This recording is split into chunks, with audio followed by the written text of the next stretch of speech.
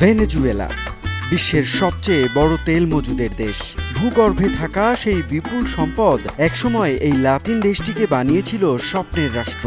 1929 সালে উৎপাদনের দিক থেকে যুক্তরাষ্ট্রের পরেই ছিল তাদের নাম। তখন একে বলা হতো দক্ষিণ আমেরিকার ধনী রত্ন। কিন্তু আজ সেই দেশই ভুগছে ইতিহাসের এক ভয়ানক অর্থনৈতিক ধসে।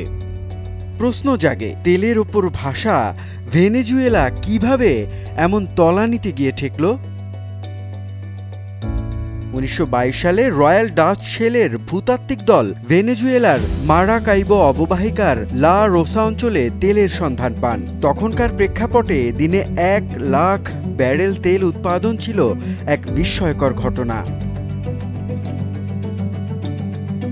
কয়েক বছরের মধ্যেই 100-রও বেশি বিদেশি কোম্পানি তেল উত্তোলনে যুক্ত হয় একনায়ক জেনারেল হুয়ান ভিসেন্তে গোমেজের অনুমোদনে। 1920-এর দশকে ভেনেজুয়েলার বার্ষিক উৎপাদন 1 মিলিয়ন ব্যারেল থেকে বেড়ে 137 মিলিয়নে পৌঁছায়। অর্থাৎ মাত্র 1 দশকে একটি কৃষি নির্ভর দেশ রূপ নেয় তেল নির্ভর রাষ্ট্রে। গোমেজের মৃত্যুর পর নতুন শাসকেরা বুঝলেন এত বিশাল সম্পদ পুরোপুরি বিদেশি কোম্পানির হাতে রাখা বিপজ্জনক। তাই 1943 সালে পাশ হয় হাইড্রোকার্বন আইন। বিদেশি কোম্পানিগুলোকে তাদের লাভের অর্ধেক সরকারকে দিতে বাধ্য করা হয়। মাত্র 5 বছরে সরকারি আয় 6 গুণ বেড়ে যায়। তেল তখন শুধু জ্বালানি নয়, রাষ্ট্রের ভিত্তি হয়ে উঠেছে। 1958 সালে সামরিক শাসনের অবসানের পর দেশে গণতান্ত্রিক সরকার প্রতিষ্ঠিত হয়। একই বছর 3টি প্রধান রাজনৈতিক দল পুন্তো ফিখো চুক্তিতে স্বাক্ষর করে। লক্ষ্য ছিল রাজনৈতিক স্থিতি রক্ষা, কিন্তু বাস্তবে এটি তেল আয়ের ক্ষমতা কয়েকটি দলের হাতে কেন্দ্রীভূত করে দেয়। জনগণের কল্যাণে ব্যবহারের বদলে তেল সম্পদ পরিণত হয় ক্ষমতার হাতিয়ারে। 1960 সালে ভেনেজুয়েলা ইরাক, ইরান, কুয়েত ও সৌদি আরবের সঙ্গে মিলে গঠন করে তেল রপ্তানিকারক দেশগুলোর সংগঠন ওপেক। আর 1973 সালে আরব ইসরায়েল যুদ্ধের পর যখন ওপেক তেল রপ্তানিতে নিষেধাজ্ঞা আরোপ করে, তখন দাম প্রায় 4 গুণ বেড়ে যায়। সেই সুযোগে ভেনেজুয়েলা রাতারাতি লাতিন আমেরিকার সবচেয়ে ধনী দেশে পরিণত হয়। সরকারি রাজস্ব 2 বছরে বেড়ে যায় $10 বিলিয়ন। কিন্তু এর সঙ্গে তাল মিলিয়ে বেড়ে যায় দুর্নীতি, অপচয় আর বিলাসিতার প্রতিযোগিতা।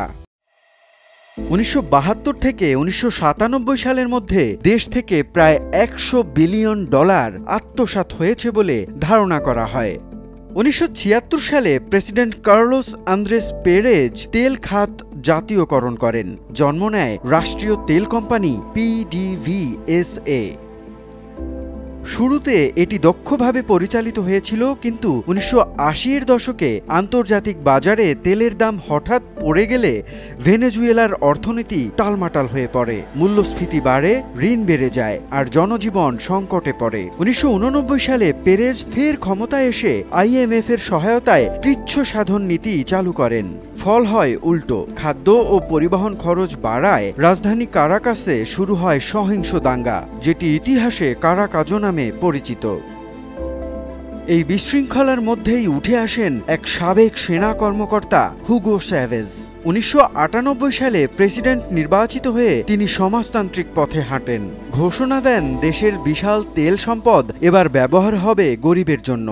বলিভিয়ান বিপ্লব নামে শুরু হয় স্বাস্থ্য, শিক্ষা, আবাসন, খাদ্য ভর্তুকির মতো নানা সামাজিক প্রকল্প।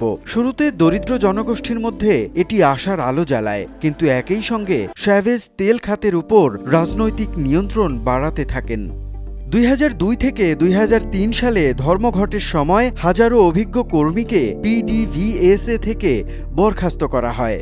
কোম্পানির দক্ষতা তখন থেকেই ভাঙতে শুরু করে। তেল উৎপাদন নেমে আসে অর্ধেকে। তবুও চ্যাভেজ পেট্রোকারিব উদ্যোগের আওতায় লাতিন মিত্রদের ভর্তুকি দামে তেল দিতে থাকেন। এতে রাজনৈতিক বন্ধুত্ব বাড়ে, কিন্তু অর্থনীতি ক্ষয়ে যেতে থাকে। 2013 সালে শ্যাভেজের মৃত্যু হয়। তার উত্তরসূরি নিকোলাস মাদুরো আগের নীতি বজায় রাখেন। তেলের দাম আবার পড়ে যায়, উৎপাদন আরও কমে, দুর্নীতি বাড়তেই থাকে, যুক্তরাষ্ট্রের সঙ্গে সম্পর্ক তলানিতে ঠেকে। 2017 সালের পর যুক্তরাষ্ট্র ভেনেজুয়েলার উপর কঠোর নিষেধাজ্ঞা জারি করে। বিশেষত রাষ্ট্রীয় তেল কোম্পানি PDVSA থেকে তেল আমদানি নিষিদ্ধ করে দেয়। ফলে বিদেশি মুদ্রার প্রবাহ কার্যত বন্ধ হয়ে যায়। আন্তর্জাতিক আর্থিক লেনদেন থেকেও দেশটি কার্যত বিচ্ছিন্ন হয়ে পড়ে। বর্তমানে ভেনেজুয়েলার প্রায় অর্ধেক মানুষ দারিদ্র্যসীমার নিচে বসবাস করে। 10 বছরের ব্যবধানে জীবনমান 74% কমে গেছে। ইতিহাসে এমন পতন খুব কমই দেখা গেছে। ভেনেজুয়েলা এখন চীন, রাশিয়া, ইরান, কিউবা ও তুরস্কের মতো মিত্রদের সহায়তায় টিকে আছে। চীনা ঋণ ও রাশিয়ান বিনিয়োগের মাধ্যমে কিছু তেল ক্ষেত্রে আংশিক উৎপাদন শুরু হয়েছে। অর্থনীতিবিদদের মতে ভেনেজুয়েলার পতনের মূল কারণ রিসোর্স কার্স বা সম্পদের অভিশাপ।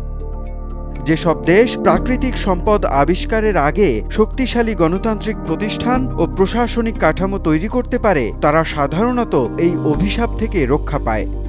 যেখানে সম্পদ আসে দুর্বল প্রতিষ্ঠানের হাতে, সেখানে তা হয়ে ওঠে লোভ, স্বজনপ্রীতি আর ক্ষমতার খেলার জ্বালানি। ভেনেজুয়েলার গল্প সেই শিক্ষার এক জীবন্ত উদাহরণ।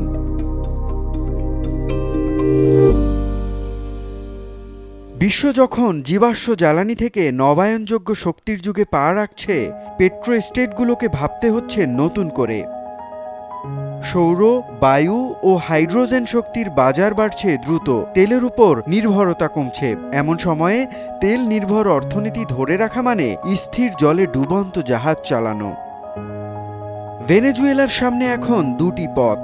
একদিকে তেল খাতকে আধুনিকায়ন ও পুনর্গঠন করতে হবে, অন্যদিকে কৃষি, শিল্প ও সেবা খাতে বৈচিত্র্য আনতে হবে।